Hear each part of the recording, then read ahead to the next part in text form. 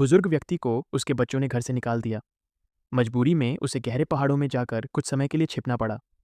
उसने सोचा था कि वह सिर्फ कोई अस्थायी ठिकाना ढूंढेगा, लेकिन संयोग से उसे कई सालों से भुला दिया गया एक पुराना और परित्यक्त सैटेलाइट सिग्नल रिसीविंग स्टेशन मिल गया।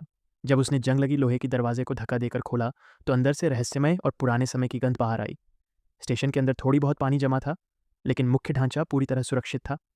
विशाल और खुला स्थान रोजमर्रा की जरूरतों को पूरा करने के लिए पर्याप्त था।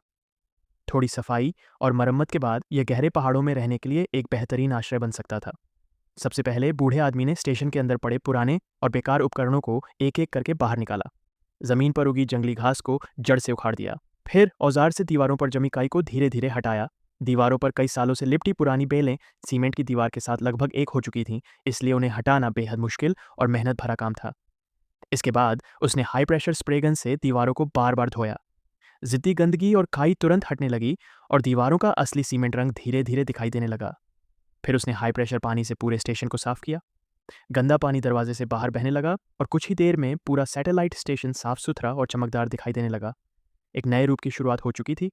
नीचे की सफाई खत्म करने के बाद वह दूसरी मंजिल पर गया और वहां मौजूद जंग लगे विशाल रडार उपकरण को ठीक करना शुरू किया। उसने स्टील ब्रश से जोर जोर से जंग साफ की। जंग की परतें तेजी से गिरने लगीं। फिर उसने ग्राइंडर मशीन चलाई, जिसकी घूमती हुई सैंड व्हील से चिंगारियां निकलने लगीं और जंग पूरी तरह हट गई। पानी से धोने के बाद कई सालों से शांत पड़ा रडार फिर से ठंडे चमकदार धातु जैसा दिखने लगा। आसपास की बेलें और खाई भी पूरी तरह साफ कर दी गईं।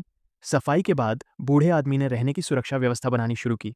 उसने नाप लेकर कांच काटे, खिड़कियों के फ्रेम लगाए, दीवारों में ड्रिल करके स्क्रू लगाए और नई कांच की खिड़कियां मजबूती से लगा दी। इसके बाद उसने एक मजबूत नया सुरक्षा दरवाजा लगाया। दरवाजा बंद होते ही उसे अंदर एक सुरक्षित घर जैसा एहसास हुआ। अब अंदरूनी सजावट की बारी थी। बूढ़े आदमी की योजना और कारीगरी किसी पेशेवर से कम नहीं थी। उसने लकड़ी के तख्ते काट कर दीवारों में फिक्स किए और लकड़ी का मजबूत ढांचा तैयार किया। उसके अंदर अग्निरोधक रुई भर दी, जिससे पहाड़ों की ठंडी रातों में तापमान संतुलित रहेगा और बाहर की आवाजें भी कम सुनाई देंगी। पानी और बिजली की व्यवस्था के लिए उसने तार और पाइप दीवारों के अंदर फिट किए, स्विच और सॉकेट सही जगह लगाए और बाथरूम की पाइपलाइन भी व्यवस्थित की।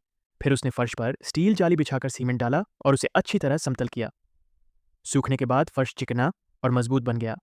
दीवारों की मरम्मत भी बहुत सावधानी से की गई। उसने हर दरार को भरकर सीमेंट से प्लास्टर किया और मशीन से पॉलिश करके दीवारों को चिकना बनाया।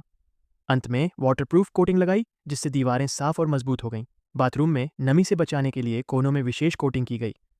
टाइलें लगाईं, सिंक, बड़ा गोल आईना और शॉवर लगाया।